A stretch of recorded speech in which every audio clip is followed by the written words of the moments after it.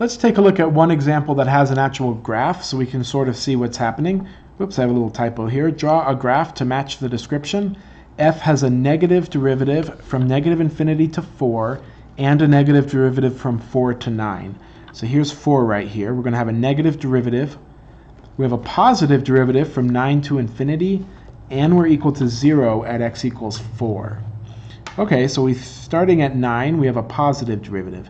So let's see what that looks like.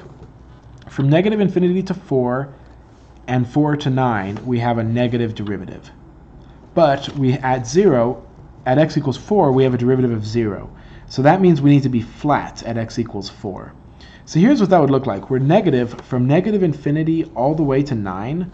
So that means we're going to be falling. It would look like this. We're falling. Then at 4, we have a slope of 0.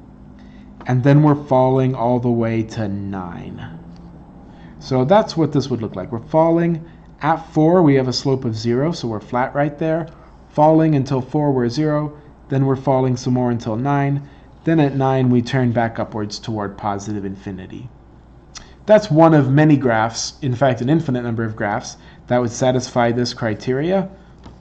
Notice that if we turn positive from 9 to infinity, then that means we'd also have to have a slope of 0 at 9, even though the problem didn't tell us that. So if you can see that just by using the first derivative and knowing where the graph is falling or increasing or is flat, you can go ahead and draw a graph just based on knowing what the derivative is. That's the end of this section, and hopefully it makes sense. If not, please let me know. I'll see you in the next section.